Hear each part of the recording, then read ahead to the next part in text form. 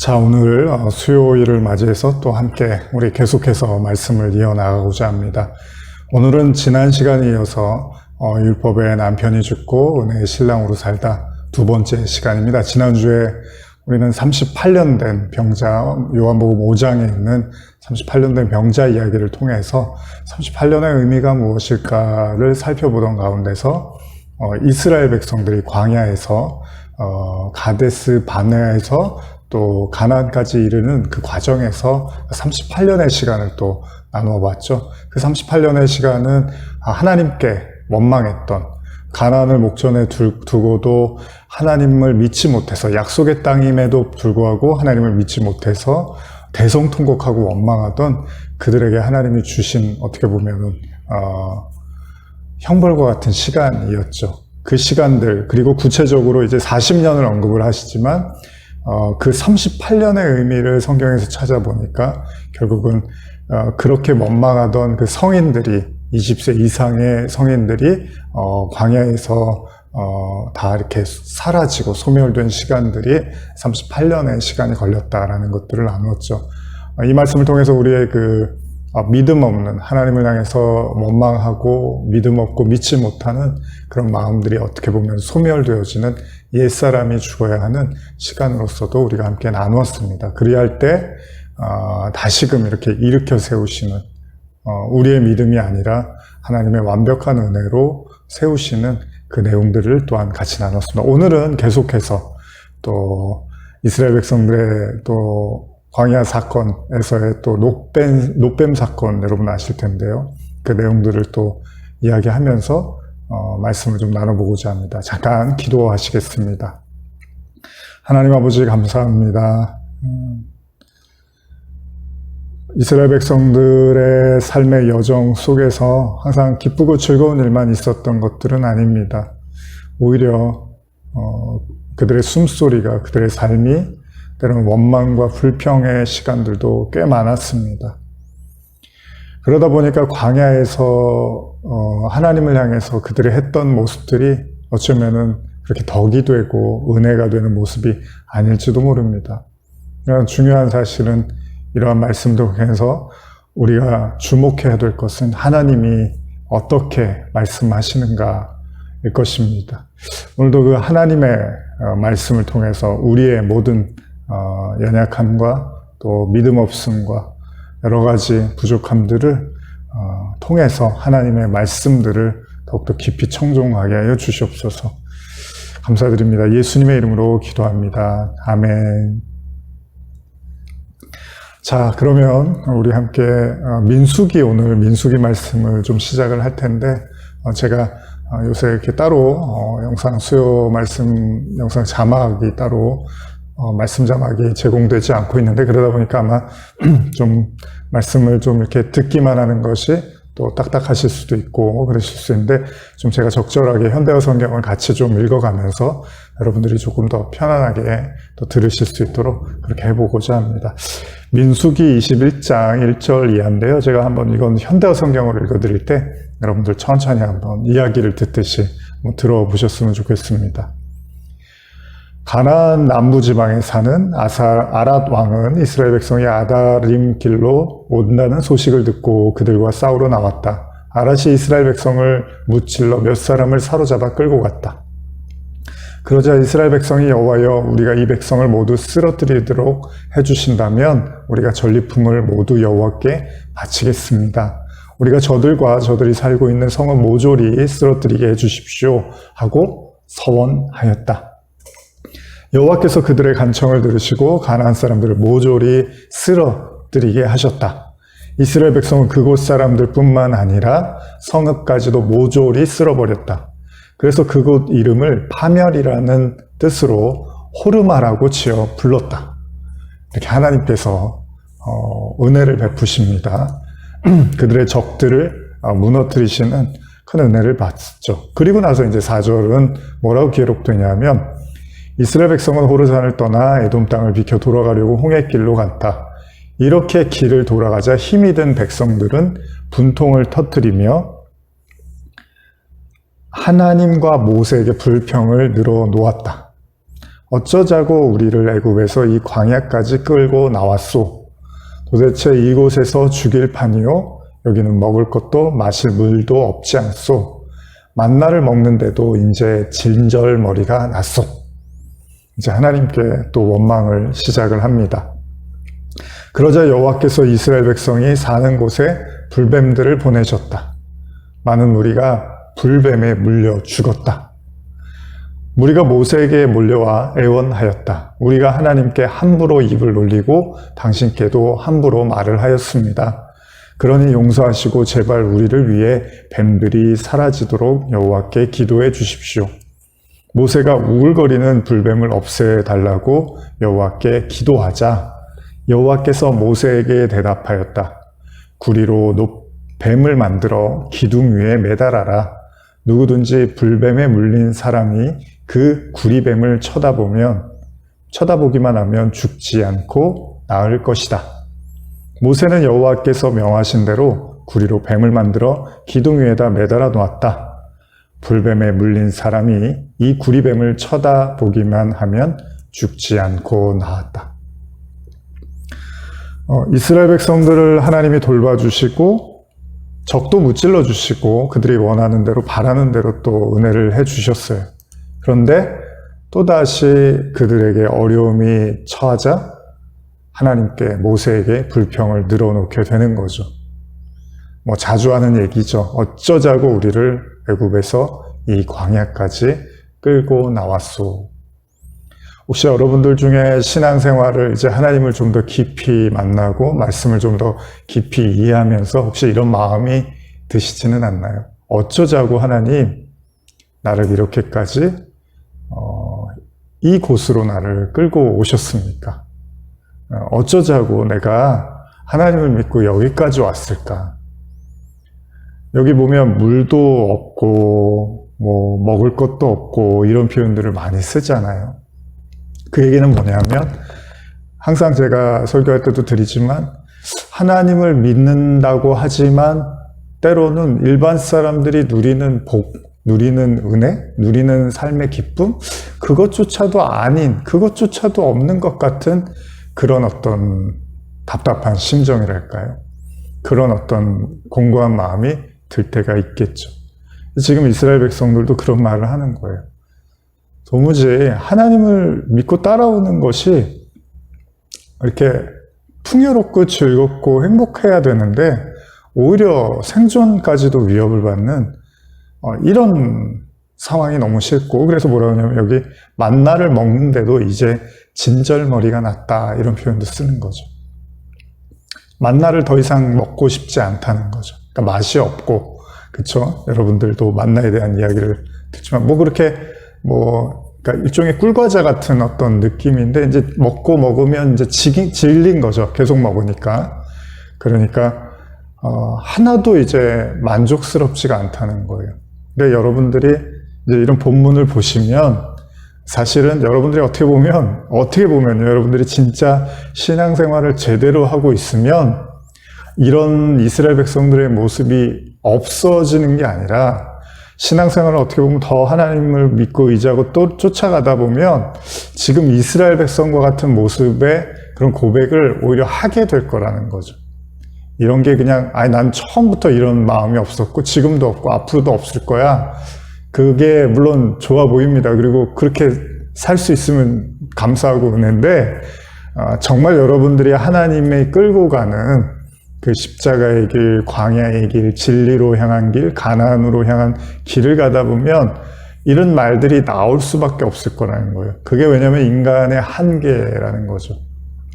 물도 없고 먹을 것도 없고 즐거울 일도 없고 뭔가 되는 것 같지 않은 내 뜻대로 되는 것 같지 않은 이런 일들이 계속해서 놓이게 될 거라는 거죠. 문제가 생겼습니다. 이런 이스라엘 백성들에게 하나님이 불뱀을 보내십니다.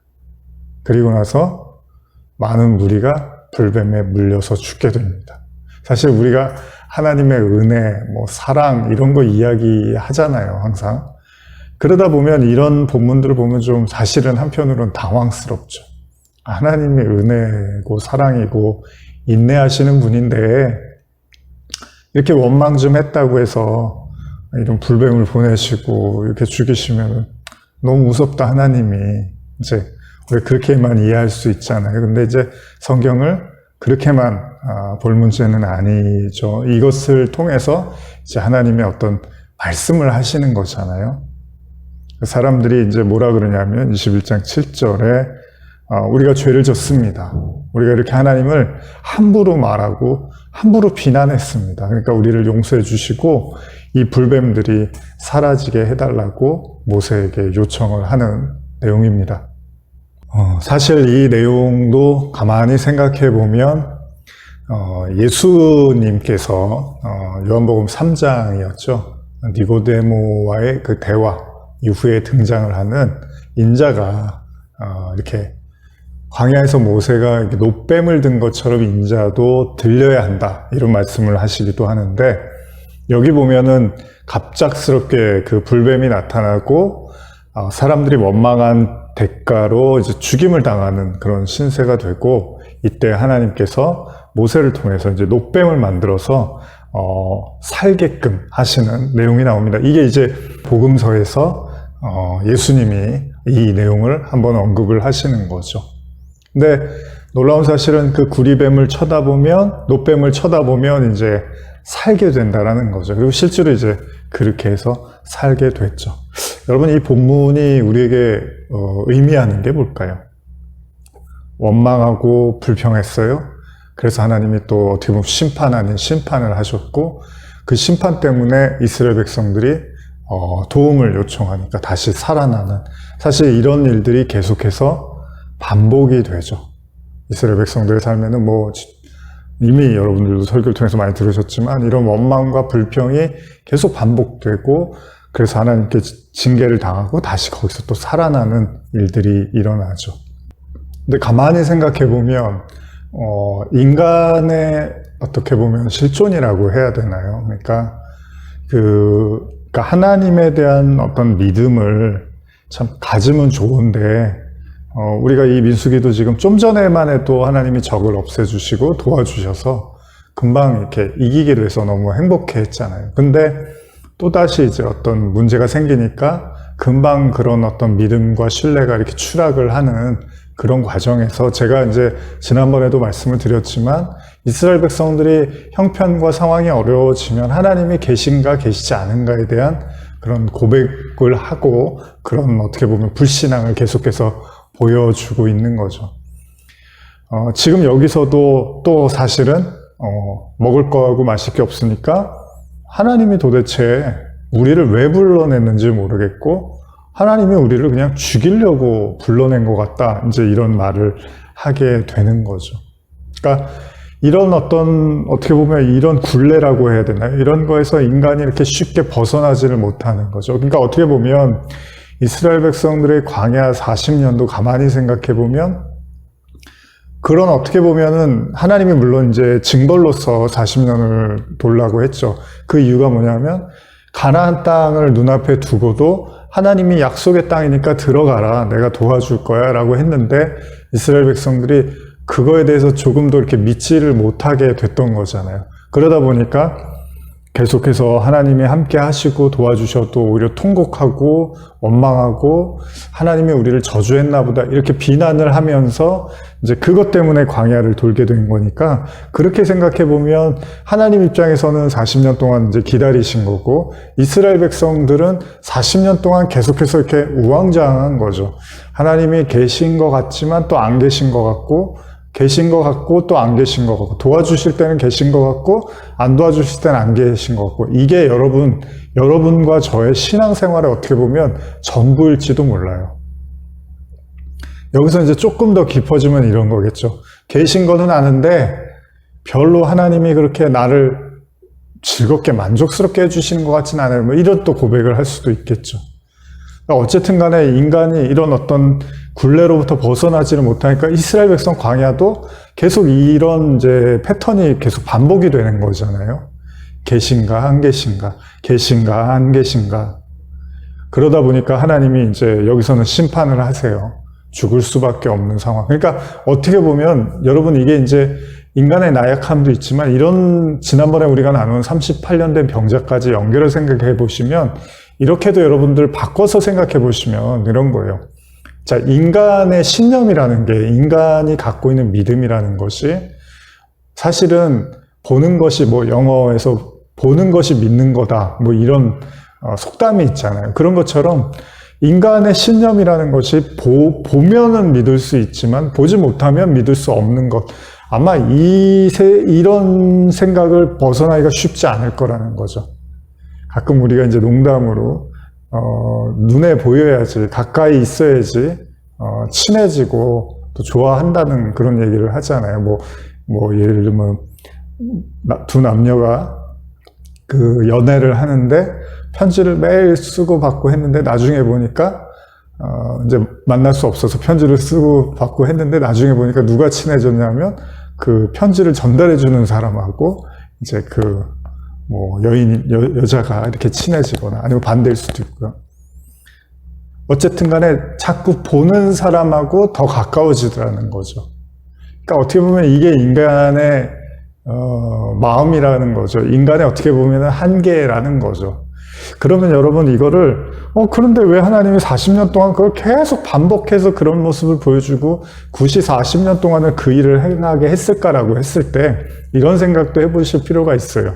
인간이 그렇게 반복적인 어떤 패턴을 가지고 하나님께 나온다면 이거는 다른 좀 큰 관점에서 보면 하나님이 봤을 때 인간의 믿음이라는 것이 이렇게 어떻게 보면 형편없는 거죠.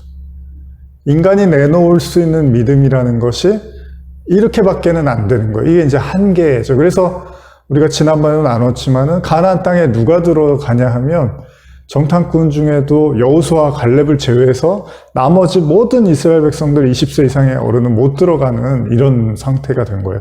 그러면 여러분 이걸 보면서 그래 믿음 생활 너무 힘들어 하나님 믿기 너무 힘들어 아무리 진리를 깊이 알고 뭐 히브리어 헬라어 뭐 어마어마한 여러분들이 지식을 다 갖고 있어도요 모든 인간이 처한 현실은 도대체 하나님이 계신가 계시지 않는가 여기서 조금 더 나가면 계신 것 같은데 나를 왜 이렇게 도와주시진 않는가 여기에 대한 그 회의와 어떻게 보면 고뇌로 가득 차 있을 수 있다는 겁니다.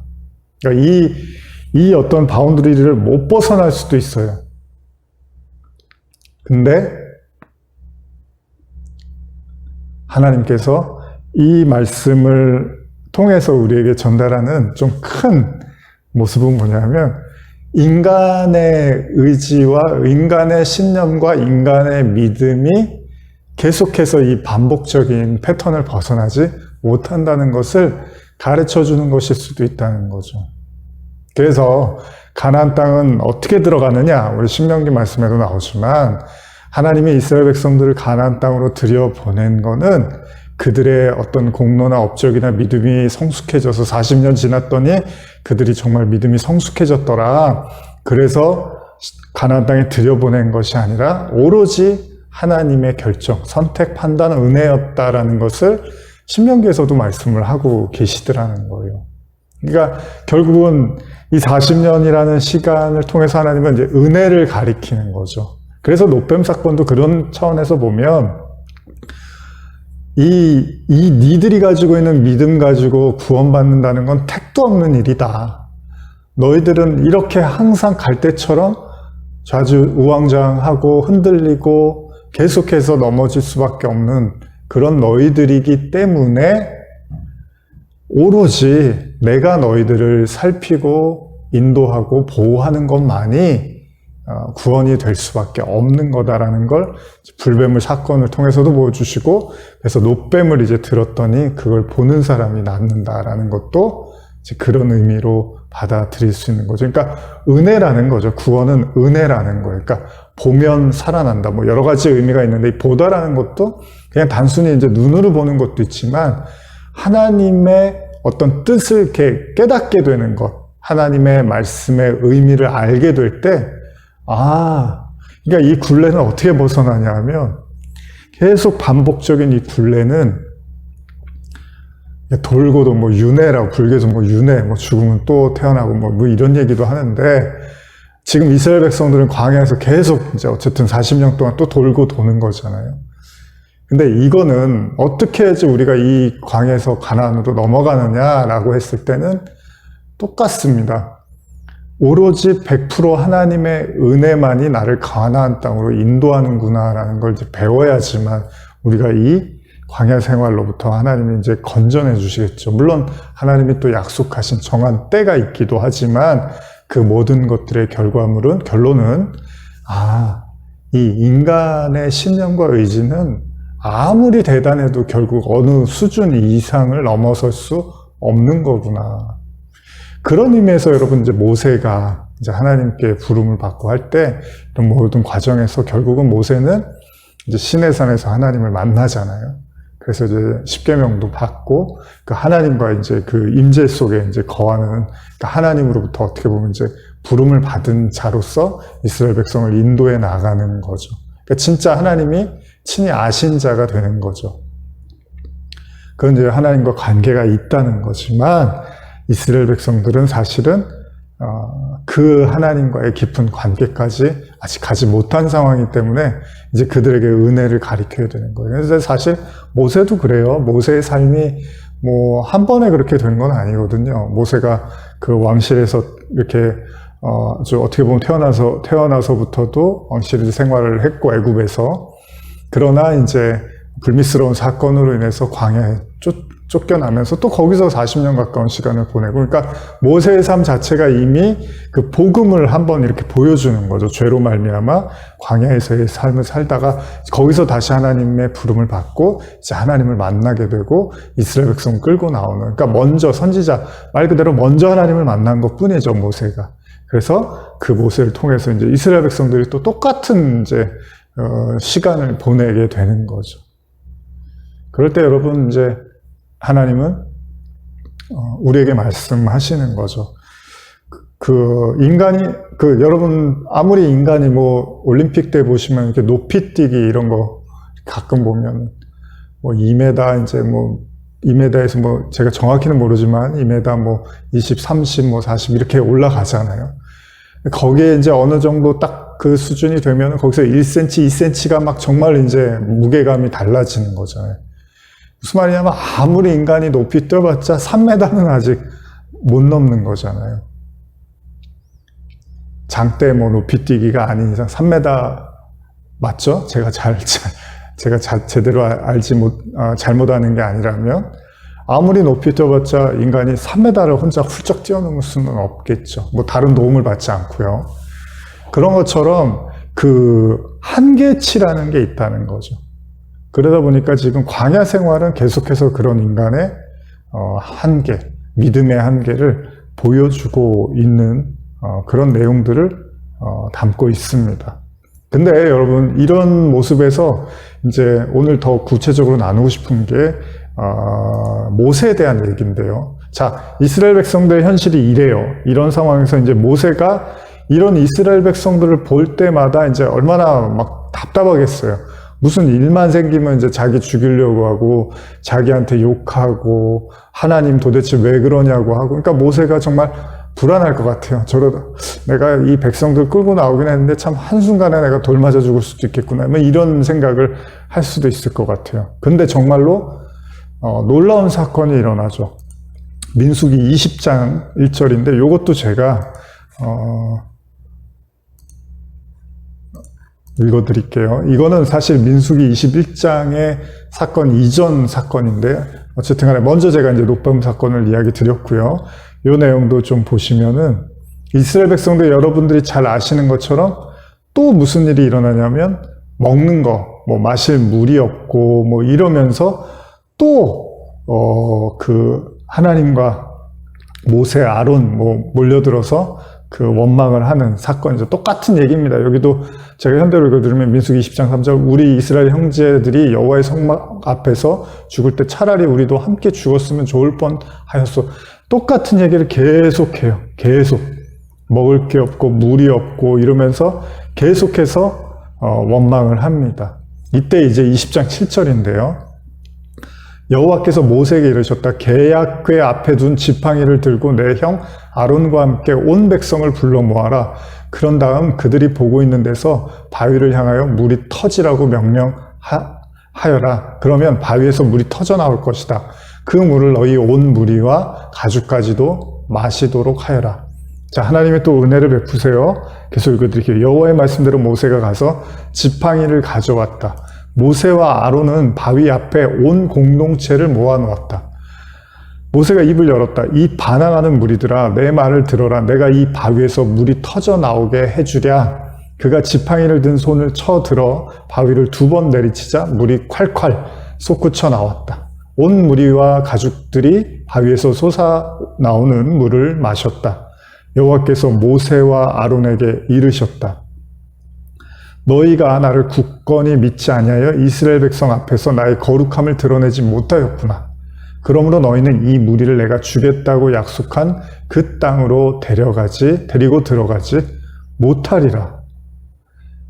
자, 여러분도 아시는 내용이지만 그 모세와 아론이요, 뭐 그런 거잖아요. 이스라엘 백성이 하도 원망을 하니까 이제 하나님께서 그래 그럼 반석을 때려.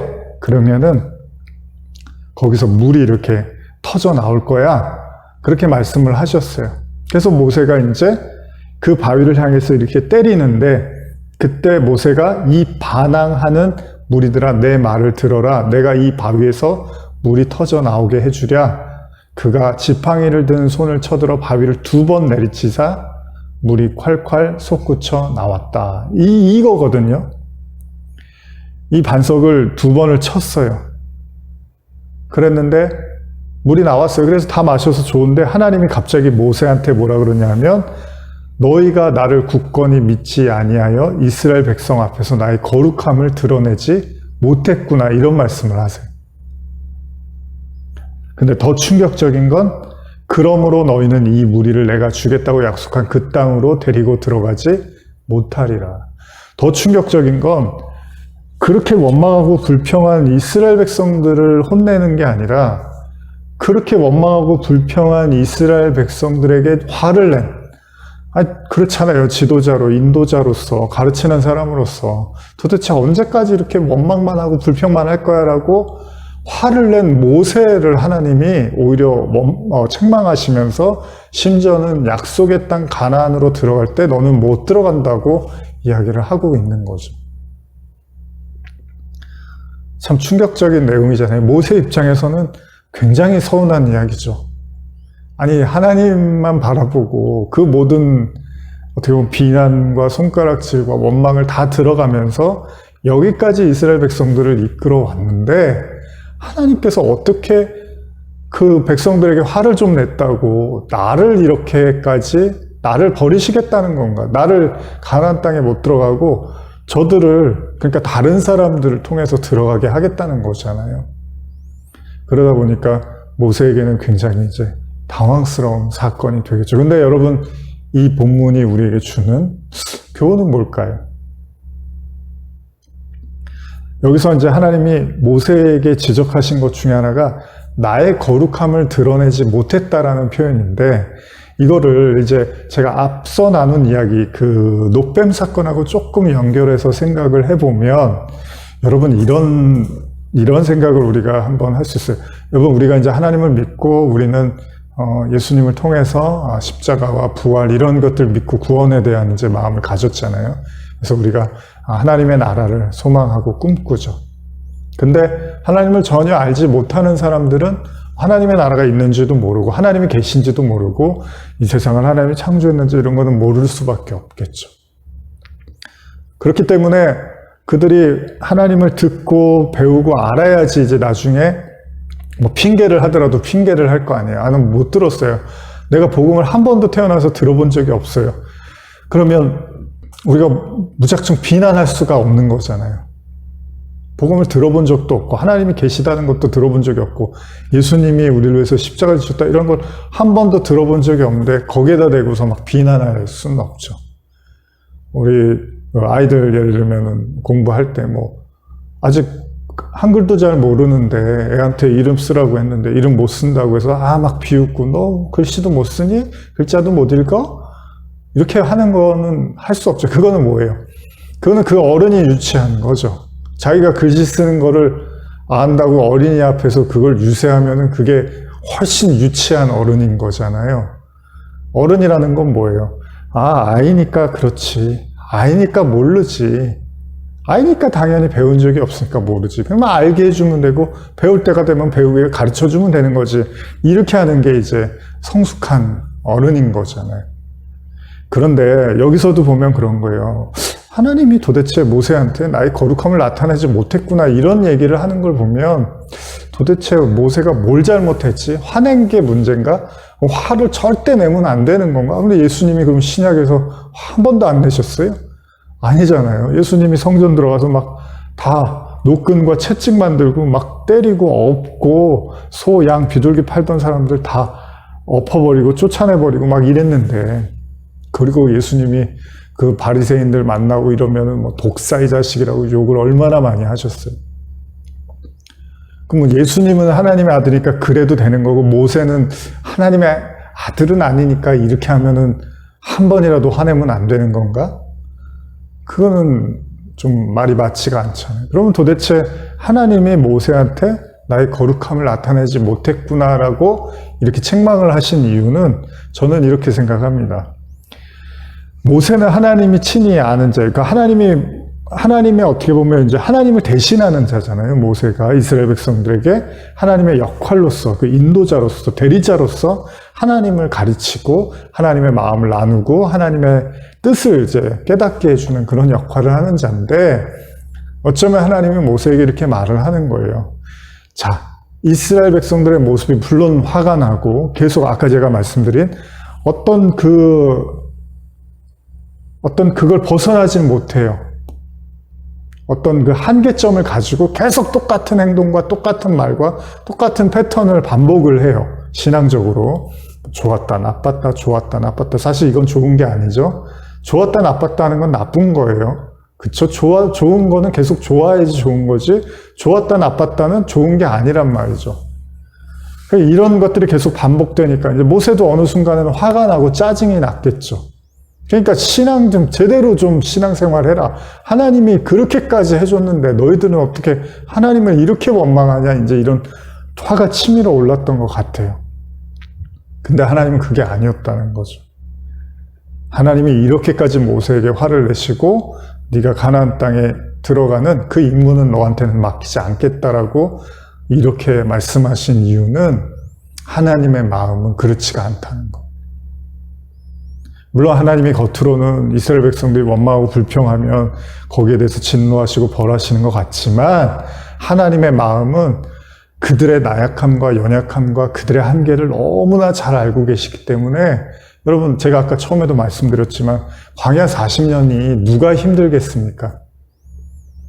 뭐 예를 들면은 뭐 마라톤을 하는 사람이 있고, 그 다음에 그 끝점에서 이제 그 종착지에서 기다리는 사람이 있잖아요. 물론 뭐 뛰는 사람이 당연히 힘들겠죠. 근데 하나님이 그냥 우리 혼자 뛰라 그러고서 거기서 뭐 쉬고 있다가 한 2시간 있으면 도착하겠지, 뭐 그때쯤 돼서 뭐 이렇게 준비하고 있다가 들어오면 맞이해 줘야지. 하나님이 그런 분이 아니잖아요. 하나님도 지금 같이 광야에서 뭐 애굽에서부터 하나님이 같이 동행해서 여기까지 온 거란 말이죠. 그러면 하나님이 힘이 없고 능력이 없고 그래서 막 그 원망과 그런 탄성 이런 걸 다 들어가면서 그걸 다 참아내는 거잖아요. 그 비난을 다 감수하면서 정말 하나님이 속도 없는 그런 사람처럼 또 화내면 또 마음 맞춰주고 비유 맞춰주고 막 이렇게 하면서 같이 오는 거잖아요. 여러분 이제 아기들 이렇게 돌보다 보면 그렇잖아요. 물론 아이는 애기니까 뭐 마음대로 안 돼서 힘들 수 있지만 돌보는 사람도 만만치가 않잖아요. 그래서 뭐 아이들 돌보다가 우울해지기도 하고 막 이런 경우들도 많이 있잖아요. 그만큼 이제 어떻게 보면 모든 신경과 모든 마음이 다 거기에 쏠려서 이제 아이를 돌봐야 되는 거잖아요. 그러니 하나님이 40년 딱 광야 던져놓고서 40년 후에 보자. 그리고 하나님이 어디 가셔서 마음껏 뭐 쉬시다가 40년 후에 와서 아이고 고생했구나 받아줘야지, 이게 아니란 말이죠. 다 하나님이 하나서부터 10까지 다 다 관여하고 책임지고 돌봐가면서 40년을 해오시겠다는 거잖아요. 그건 뭐예요? 그들의 나약함을 아신다는 거죠. 우리가 아이 돌볼 때, 애기들 특히 이제 어렸을 때, 애기 때, 물론 뭐 너무 돌보다가 화나면 이제 막 화도 내고 뭐 그럴 수도 있겠지만, 그러나 우리가 함부로 아이들한테 그렇게 하지 못하는 건 아이니까, 애니까, 그 이해해야 된다는 걸 알잖아요. 아무리 우리가 생각했을 때는 도대체 왜 저런 행동을 해? 왜 자꾸 저런 짓을 해? 왜 자꾸 저런 말을 해? 왜 자꾸 때를 써? 막 이렇게 해도 어른들이 다 이해하려고, 그래도 애니까, 아이니까, 애기니까 이제 이렇게 생각을 하는 거죠. 하나님이 모세한테 그러는 거예요. 네가 내 마음을 모르는구나.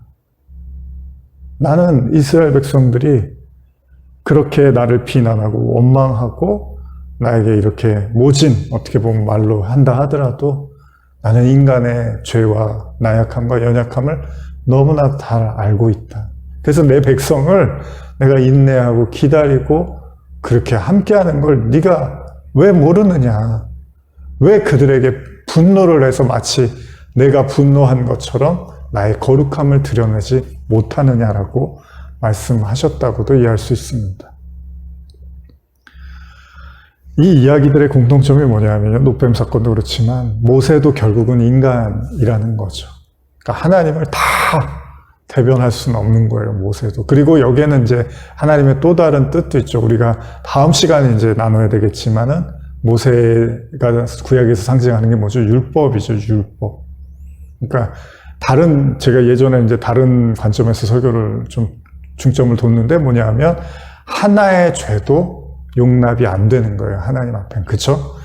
율법으로 하나님께 나가려면 하나의 잘못도 하나님은 용서가 안 되는 거예요. 그래서 지금 모세가 뭐 특별히 잘못한 게 없다가 여기서 이제 화 한 번 냈는데 이것 때문에 가나안 땅에 못 들어가는 신세가 됐어요. 물론 그렇다고 모세가 구원을 안 받았다 이런 얘기는 아닙니다. 성경이 상징적으로 우리에게 보여주는 거예요. 인간은 어떤 형태로든지 간에 스스로의 거룩함으로는 절대로 천국에 이를 수가 없다라는 걸 모세를 통해서도 보여주는 거예요. 그래서 율법으로는 안 되는 거예요. 모세가 이제 율법 10계명을 받은 율법의 상징이란 말이에요. 그래서 신약에서도 모세를 율법의 상징으로 많이 쓰고 있는데 이 모세조차도 그렇게 하나님이 친히 아시고 그 율법을 받은 모세지만 모세조차도 율법으로는 가나안 땅에 부적격한 사람이라는 거죠. 그 얘기는 뭐예요?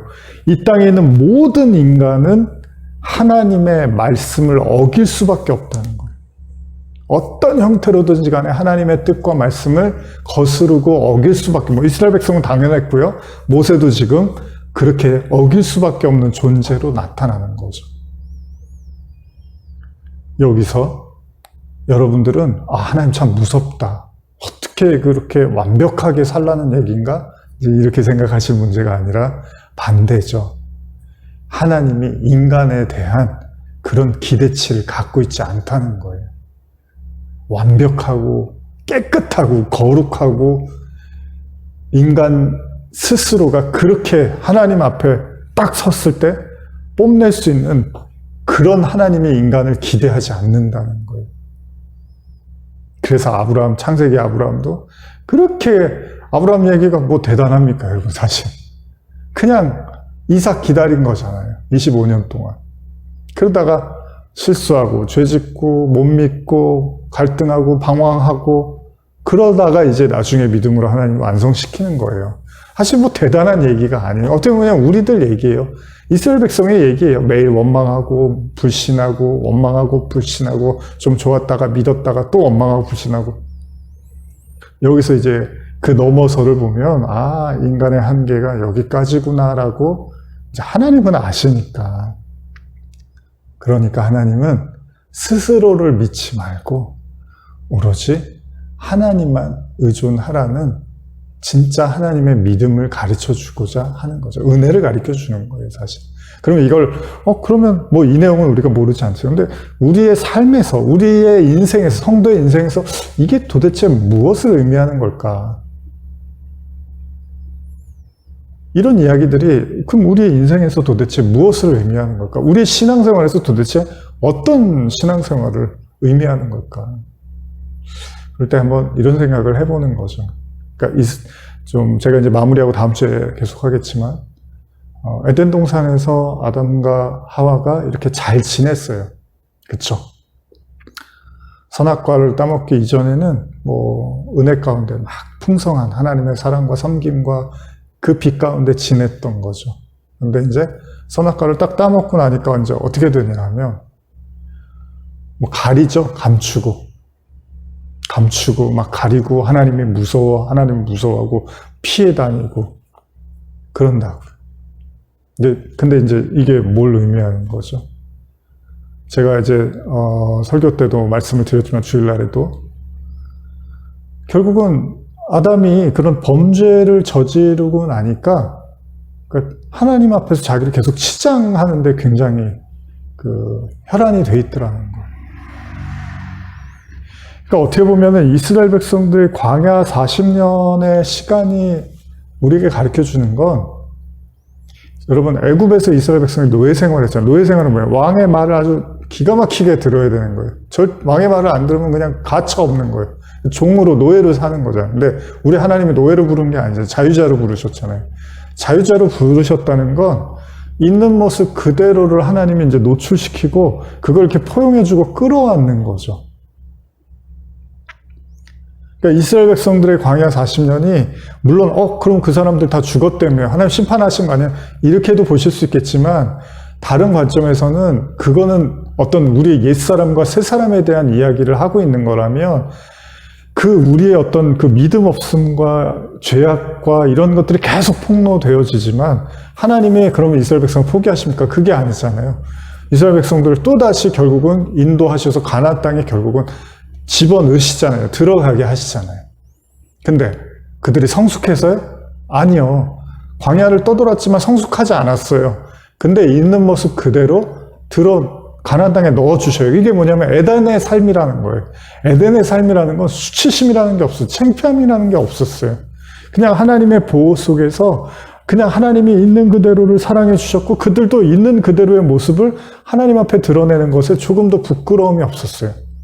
그래서 죄를 지자마자 부끄러움이 생기고 감추기 시작하고 하나님 앞에 뭔가 체면을 차리려고 시작을 했다는 거죠.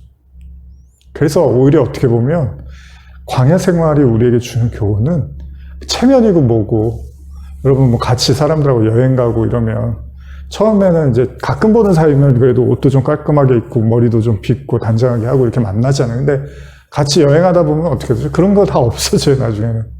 다 없어지고 이제 그대로를 보게 돼요, 서로를. 그쵸? 올해 좀 한 2, 3주 여행 같이 하다 보면, 근데 다 보게 돼요. 이 사람이 어떤 사람이고, 지금도 그래요. 우리 성도분들하고 이렇게 주일이라든지 밖에서 가끔 만나니까, 가끔 통화하고 이러니까 서로에 대해서 잘 아는 것 같지만, 사실 이렇게 같이 지내봐야지 하는 거죠. 살아보면 다 보이는 거죠. 그러니까 혼인이라는 게 그런 거잖아요. 연애는 다르죠. 연애는 이제 만났다가 헤어지는 거고, 혼인은 이제 같이 사니까 다 보는 거예요. 다 보는 거. 그러니까 다 보는 거예요, 하나님. 근데 하나님 모르고 보셔요? 모르고 같이 지내다가, 너 이런 모습도 있었어? 저런 모습도 있었어? 난 너랑 못 있겠다. 이러려고 하나님이 보시는 게 아니라, 다 보시고 나서 괜찮다고, 다 안다고, 그냥 있는 모습 그대로 하나님이 가나안 땅에 들어가게 하시는 거죠. 그래서 율법으로는 안 된다는 거예요. 율법은 계속 치장을 해야 되니까 하나님 앞에서. 근데 은혜는 내가 이렇게 참 별로 하나님 앞에 참 이렇게 예뻐 보이지 않을 것 같은데 하나님은요 오히려 그거를 예쁘다고 하시는 거예요. 그게 네가 내 마음을 알았구나. 나는 나한테 그 치장하는 걸 예쁘다고 하는 게 아니라 내가 치장하지 않고 있는 모습 그대로 나와도 우리 자신을 사랑한다는 그 마음을 네가 깨닫기를 원한다. 그럴 때 율법의 남편이 서서히 죽어가는 거죠. 그리고 은혜의 신랑이 서서히 나타나는 거죠. 우리는 이 과정을 우리의 신앙을 통해서 겪어가는 거죠. 계속해서 다음 주에 또 말씀을 이어나가겠습니다. 기도하시겠습니다. 하나님 아버지 감사합니다. 우리의 삶이 때로는 참 너무 하나님 보시기에 참 이래도 되나 할 정도로 피폐하고 망가져 있는 것 같고 민낯을 드러낼 때가 있지만 중요한 건 하나님이 우리의 모든 것들을 다 아신다는 것입니다. 하나님의 참된 은혜와 사랑을 발견하게 해 주시옵소서. 예수님의 이름으로 기도합니다. 아멘.